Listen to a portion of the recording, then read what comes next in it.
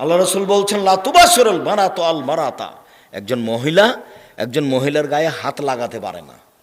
হাত যদি লাগাই তাহলে তার শরীরটা নরম না শক্ত বুঝতে পারবে।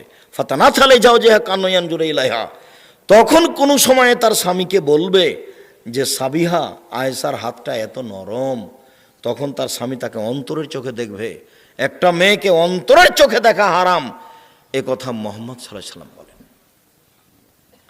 আল্লাহ রাসূল বলছেন লাইফ রাজুলে ফি সবিন ওয়াহিদ, একজন পুরুষ আর একজন পুরুষের সাথে এক বিছানে এক লেপের নিচে ঘুমাতে পারে না। আল্লাহ তুবজাল মারাতাল মারাত ফি সবিন ওয়াহিদ, একজন মহিলা আর একজন মহিলার সাথে এক লেপে ঘুমাতে পারে না। যার কারণেই তো এই যে ওই মেয়েদের ইয়েতে কি ওটা বলছে, ওই যে যারা পড়াশোনা করছে কলেজ স্কুলে থাকছে মেসে হোস্টেল, মেয়েদের যে মেসে হোস্টেলে থাকছে এরা সবাই আপোষে মেয়েতে জেনা করছে।